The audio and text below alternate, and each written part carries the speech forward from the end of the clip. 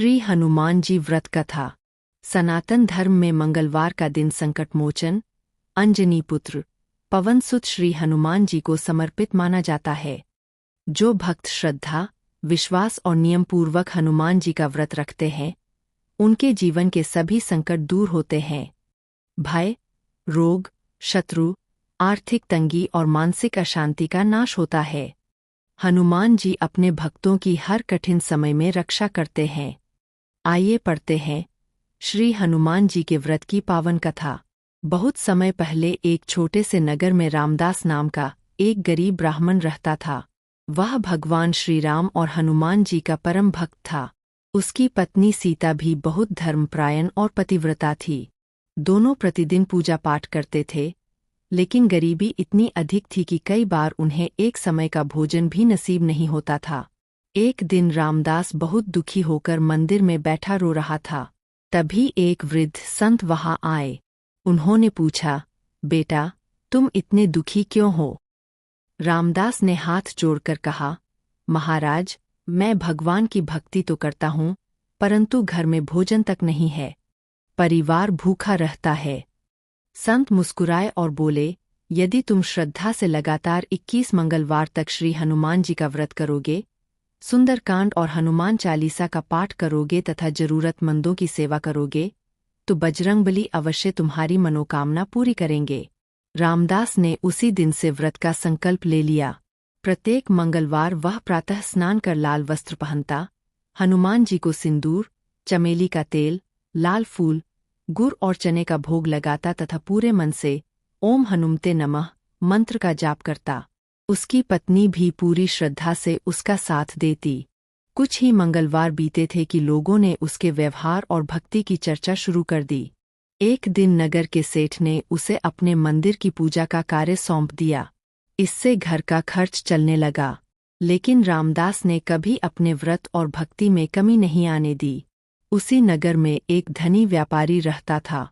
उसके पास धन की कोई कमी नहीं थी, लेकिन उसे संतान का सुख प्राप्त नहीं था। अनेक यज्ञ, दान और पूजा कराने के बाद भी उसे सफलता नहीं मिली।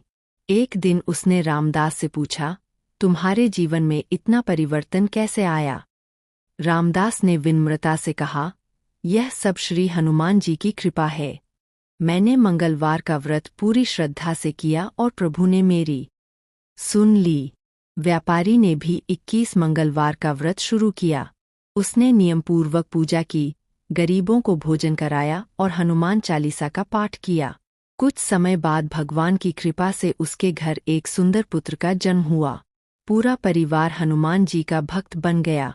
इसी नगर में एक विधवा वृद्धा रहती थी। उसका कोई सहारा नहीं था।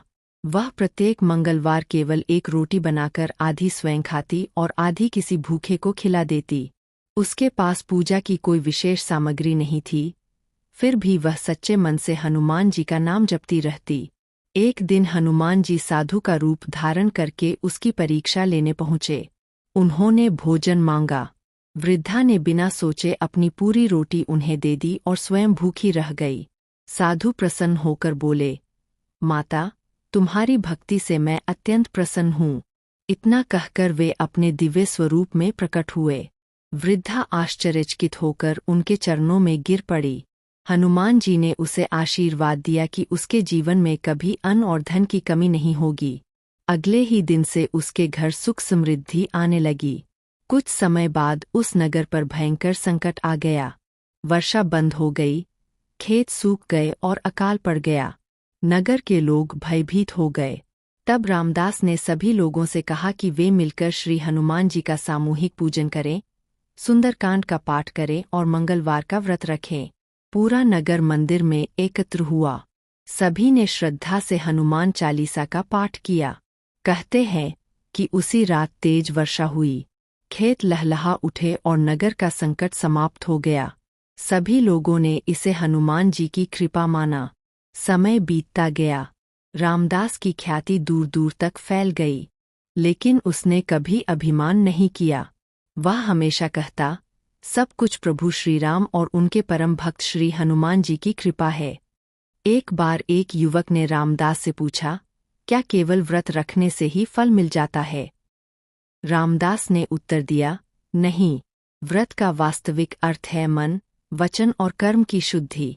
सत्य बोलना, माता पिता का सम्मान करना, गरीबों की सहायता करना, क्रोध पर नियंत्रण रखना और भगवान का स्मरण करना ही सच्चा व्रत है। यह सुनकर युवक ने भी अपने जीवन में अच्छे संस्कार अपनाए। कुछ ही समय में उसकी सभी बाधाएं दूर होने लगी और उसे अपने कार्यों में सफलता मिलने लगी। कहते हैं कि जो व्यक्ति श्रद्धा और विश्वास के साथ मंगल